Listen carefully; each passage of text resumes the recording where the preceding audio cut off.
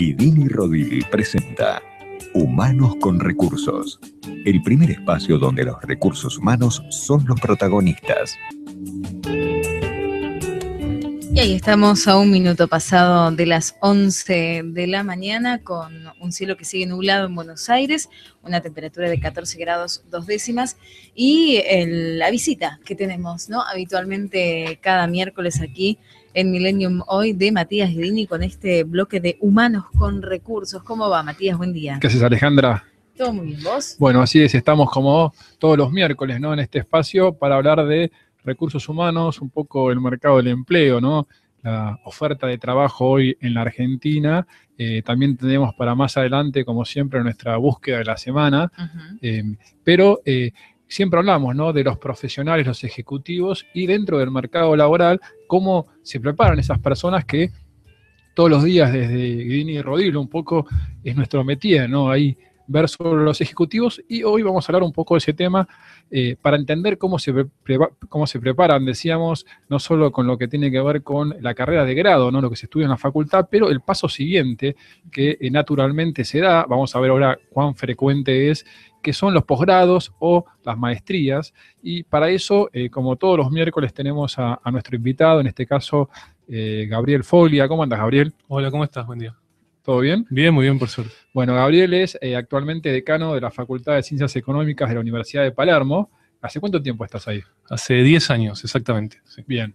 Y un poco la invitación que hacemos con él hoy es para entender esto, ¿no? Del mundo de lo que se estudia después de lo que uno termina de estudiar, que ya es un mérito enorme, ¿no? Ciertamente, para quienes nos escuchan. Pero para empezar a entender, Gabriel, ¿de qué se trata? ¿Qué es un MBA? ¿Cuál es la diferencia con un posgrado?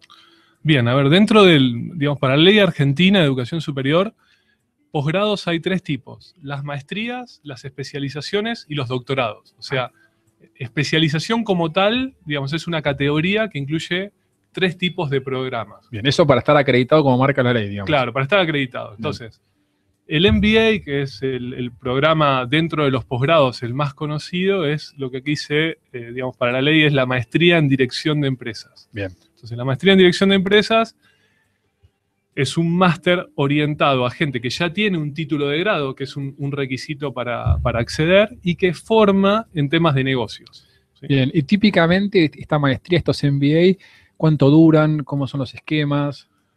A ver, hay distintos esquemas de duración. El tradicional es el de 2 años de duración para gente que trabaja y estudia.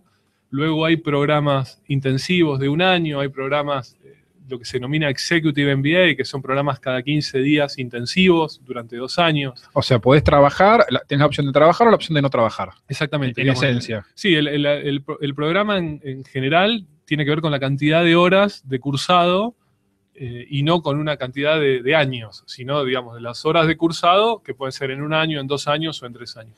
Y en términos, vos ahí te interrumpí, pero en términos académicos, ¿no? Entonces, ¿dónde empieza la diferencia entre un MBA y un posgrado? O sea, uno es más generalista, el otro no. No, bueno, el MBA genera, digamos, por lo general tiene que ver con todas las áreas de los negocios. Si alguien quiere algo más específico, puede hacer una especialización, puede haber una especialización en marketing, una especialización en finanzas, o en el grado más avanzado es un doctorado. ¿Sí? Puede ser un doctorado en administración de empresas, un doctorado en economía. Ahora, los doctorados, aprovecho tu experiencia, ¿no? Casi 10 años, ¿se realizan con un espíritu de salida laboral o van más por la investigación? Los doctorados están básicamente orientados a gente que quiera dedicarse a la docencia o a la investigación. En el ámbito de los negocios, digamos, de la administración de empresas, hay muy pocos. Difícil, ¿no? Muy poca gente con doctorado en Argentina. De hecho, hay pocas universidades que ofrecen doctorado en administración de empresas. Y claramente, digamos, la mayor parte de la gente que los realiza son profesores. ¿Sí? ¿Y qué da? Vamos a un tema importante que seguramente los oyentes, la gente que está trabajando, quiere saber o se pregunta, ¿no? ¿Cuándo es el momento para encarar un MBA o un posgrado en términos de edad, experiencia profesional? ¿Cuál es tu recomendación? Bueno, la recomendación, digamos, y lo que nosotros vemos en la universidad es que uno puede maximizar la experiencia si tiene algunos años de experiencia laboral previa. ¿Qué son algunos años? 3, 4 años, ¿sí?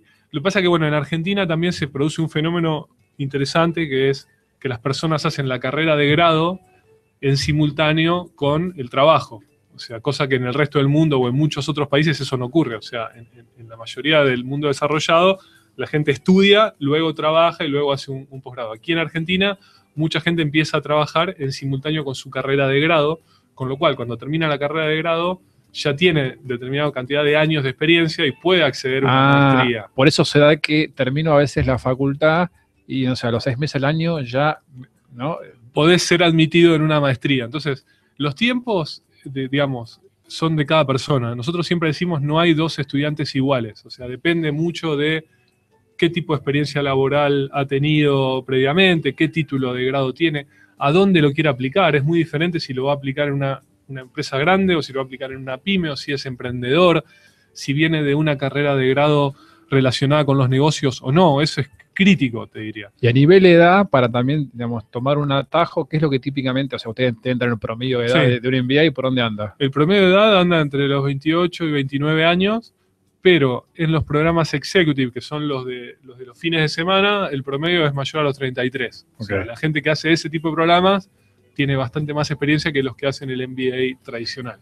Y aparte, entonces, resumiendo, ¿no sería una primera recomendación terminar la facultad y por más que uno, como decías vos, tenga experiencia por haber trabajado, inmediatamente ponerse a estudiar? Sí, a ver, siempre le sugerimos al menos tener 2 años de espacio, porque además el nivel de la discusión en una maestría es diferente al de una carrera de grado. Entonces, conforme uno tiene un poco más de experiencia, puede aportar más. O sea, uno va a un MBA no solo a aprender de los profesores, sino a aprender de sus compañeros. Entonces, el desafío nuestro es tener grupos de estudiantes con el mismo grado de experiencia para que el nivel de la discusión en el aula, digamos, sea más rico. Sea más rico, digamos, sea más enriquecedor. Sí. Y saliendo un poco, ahí de alguna forma rozamos lo que pasa afuera de Argentina, ¿no? Hay varias dudas que surgen, ¿no?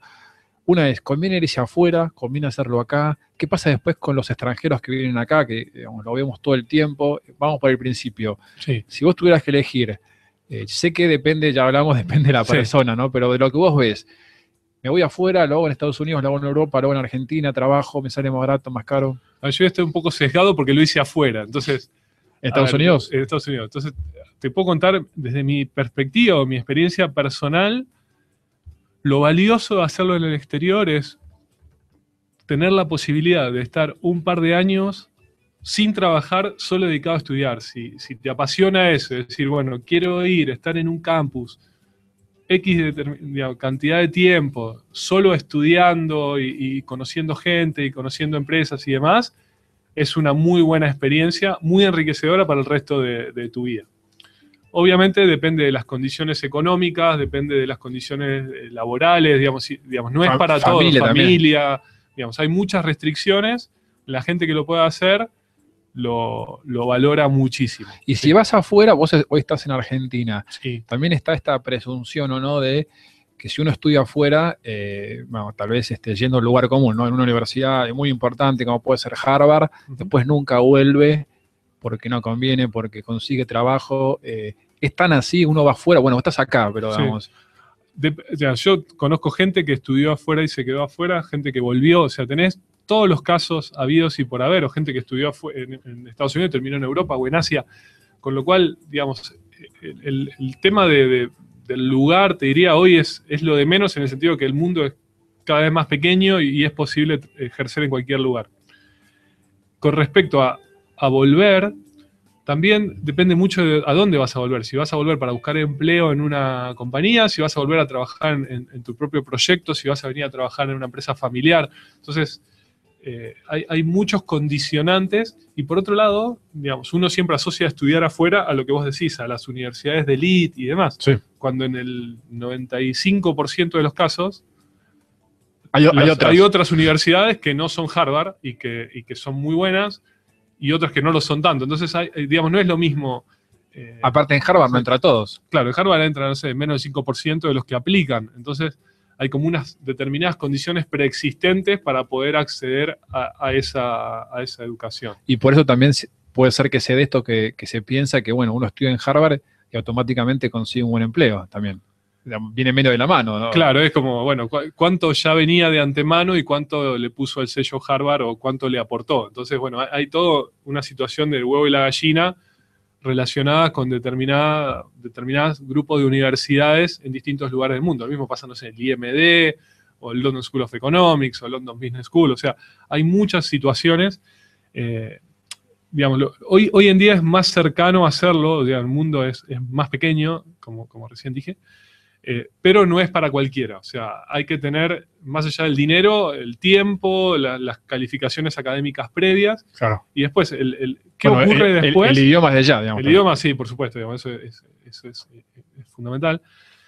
Pero bueno, ¿qué ocurre a continuación? Y vos lo podés ver desde el mercado laboral. O sea, eso es parte del paquete que trae esa persona. O sea, no es que solo por tener el sello de London School of Economics automáticamente voy a tener un super empleo, ¿no? Y siguiendo, vamos a hacer la inversa ahora, ya para ir redondeando, ¿qué pasa con los extranjeros que vienen a Argentina? ¿No? Creo que ustedes en Palermo ven mucho ese fenómeno. ¿Viene mucha gente a estudiar a Argentina? ¿Menos? Viene mucha gente. O sea, nosotros en el MBA tenemos más de la mitad de estudiantes que provienen de otros países. Latinoamérica. De la América Latina en general. Digamos, tenemos algún grupo de gente que viene de Francia, de Alemania, pero en su mayoría son de países de América Latina. Y eso es muy enriquecedor para la experiencia, no solo de ellos, sino de los propios argentinos, digamos, sobre todo para Sí. quienes están pensando en emprender o para hacer cosas a nivel regional. Una cosa es decir, bueno, a ver, el mercado colombiano es así, y la otra es tener 5 colombianos de compañeros que te pueden explicar exactamente. Aparte que es más divertido hasta la tonada. Sí. Pero, y una pregunta que se puede hacer que nos escucha en esta situación hoy de Argentina, incertidumbre, dice, ¿cómo vienen acá a estudiar, ¿no? Gente, vos decís, en Francia, Ujú. ¿qué es lo, digo, obviamente vienen, ¿no? Pero ¿qué es lo que buscan? ¿Qué es lo que te cuentan a vos porque vienen? Tenés varias cosas. Digamos, la experiencia académica en general, hoy en día, en determinado nivel de universidades, está a la par de lo que ocurre en muchos otros lugares. O sea, los profesores fueron formados en universidades de otros países o aquí mismo, digamos. Los materiales que se utilizan hoy en día, no sé, podemos acceder a los mismos casos, los mismos libros, los mismos materiales, incluso las mismas metodologías. Nosotros tenemos un convenio con Harvard y enviamos a nuestros profesores a capacitarse allá sobre temas de uso de casos y demás. Con lo cual, la experiencia académica es una parte y Bien. ahí te diría que estamos bien. Y después el otro complemento que es súper importante tiene que ver con el país y con Buenos Aires en particular. O sea, a los extranjeros, particularmente a los latinoamericanos, Buenos Aires les parece Les gusta. muy atractivo. Sí. Más allá que hoy tal vez económicamente no sea tan económico. Claro, digamos, Buenos Aires está un poco más cara de lo que solía ser en los años previos, pero aún así el costo de educarse aquí comparado con las universidades buenas de la región es súper económico. Bien, bueno, vamos a seguir ahora en un ratito, ¿no? Estamos hablando con Gabriel Foglia, que es decano de la Facultad de Ciencias Económicas de la Universidad de Palermo. Ahora nomás, después de la música, tenemos a Alejandra, la búsqueda de la semana. Dale, vamos a venir con eso entonces en minutitos nada más. Ahora ya son las 11 de la mañana con 14 minutos, 14,2 la temperatura en Buenos Aires.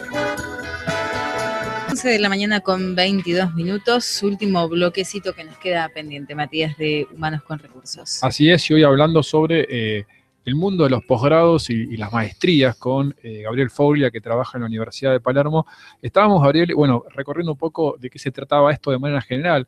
Uno de los puntos que siempre puede tal vez limitar o ser un espacio de duda es el costo, ¿no? ¿Qué referencia, qué cuesta estudiar hoy un MBA en Argentina, un rango y después afuera? A ver, en Argentina el MBA de 2 años o de 1 año intensivo cuesta, dependiendo de la universidad, entre 150 y 350 mil pesos argentinos. Bien. ¿Sí? Que eso se puede igual de todas formas Eso pagar. uno lo va pagando de acuerdo a la cantidad de cursos que lleve por semestre, o digamos, hay distintas modalidades dependiendo de la universidad. Con lo cual, digamos, yendo al bloque anterior, en términos internacionales, es un costo súper accesible Son digamos, 2 para el años. segmento de gente que está buscando este tipo de Claro, programa, ¿no? Son 2 años, hay que Sí, recordar eso. son 2 años, sí. Y por ejemplo, en la otra punta que alguien escucha, digo, quiero estudiar un MBA en Harvard como para asustarlo y decirle que no vaya. No, pero eso tiene cosas muy positivas. a ver, en términos de costos, el costo de todo el proyecto, digamos, tuition, ¿no? La cuota, la parte digamos, académica, más el alojamiento, más todo el proyecto, debe rondar los 150, 200 mil dólares en los 2 años, sumado a que la persona no puede trabajar mientras está estudiando, con lo cual hay un costo extra que es el lucro cesante, digamos, de no trabajar mientras uno estudia. Distinto acá, que en este caso que vos decías, sí se puede trabajar porque es, digamos, executive, ¿no? Sí, es part-time, o sea, la mayoría de los alumnos argentinos trabaja y estudia en los posgrados, ¿no?